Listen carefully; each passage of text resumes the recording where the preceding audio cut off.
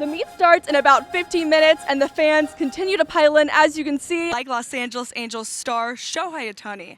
I asked Jack what it means to be compared to him. He told me it's the biggest compliment you can get right now, but he also wants to make his own name. Even if it's the opposition, GHS still cheers. Let's go.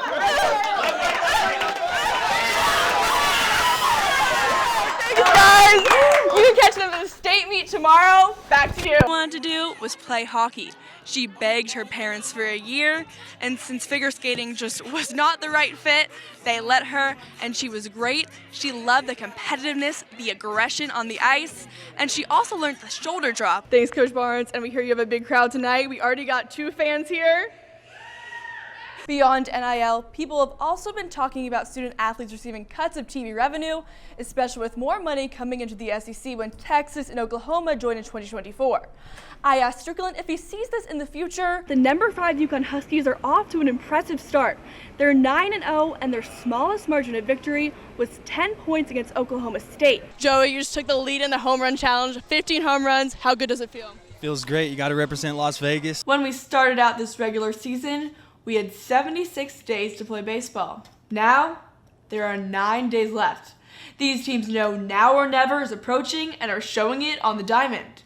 From a walk-off by Eau Claire to a comeback by Wilmer to win an explosive offensive battle with Mankato that seemed more like a football score at 21-14, everything is on the line. For me, I too will be piling in because I got to see Trinity Thomas one last time. But for now, reporting live from the Exactech Arena, I'm Julianna Reichenbach. Back to you, Gabby. Tiana Simmons joined the GHS weightlifting team as a sophomore. What got me started, honestly, is I just wanted to get stronger because I was super, small and scrawny, and so I wanted to get stronger. And she did. She competes in the 154-pound weight class.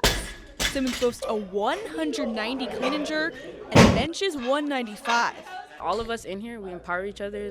Doesn't matter what you're lifting, how light you're lifting, how heavy you're lifting, we're still going to hype you up the same way, as if you were lifting 1,000 pounds. Giddy up, up! Simmons wants to press 200 pounds at the state meet. One thing for sure, she can count on her teammates to cheer her on. Weightlifting head coach Steve Bauer has trained the GHS girls for 20 years. He inspires the message of empowerment. I've been working with young ladies for so long, I feel that we need to make sure our young women in the world are getting everything they can. Bauer tells the girls they are really competing against what they are lifting, not their opponents. With softball, the teams are pretty tight-knit, but it's the relationship with other teams, you don't really get that.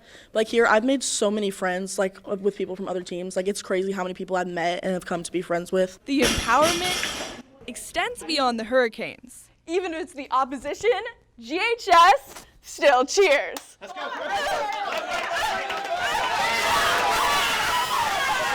Thanks, guys. You can catch them at the state meet tomorrow. Back to you. As the Wilson Red Devils geared up for football last fall, they had a ton to prove following a 1-8 2021 season. A new coach and a new attitude spawned the rise of the Red. You're either going to get on board or you're going to get gone. He's very specific. If you don't do it his way, you don't last. He ain't going to scream too much unless he have to. He ain't going to smile. He ain't going to never smile. But he's always happy, though, I can tell you that much. You won't know unless you know him. Here we go. I've been coached for 29 years, and I've never seen the stands full like that in Williston. Enjoy being around the kids. It's different every year. You have a different team. You have a different dynamic.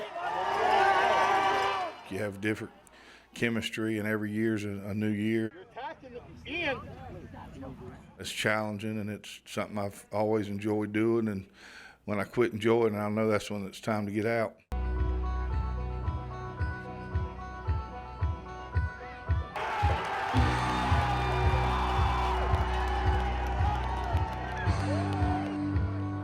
What did Coach Pruitt tell you guys? Play ball, calm down, fight to the end. You can check out the whole story on WUFT.org. You're watching WUFT TV News. Welcome to sports. I'm Julianna Reichenbach. Tonight, Florida Gymnastics begins its NCAA championship journey. The number 2 Gators are part of a 4-team Pittsburgh regional. If the Gators finish in the top 2, they'll move on to the regional finals on Sunday. Leading the way for the Gators, Trinity Thomas. The super senior comes off 2 10s at the SEC championships.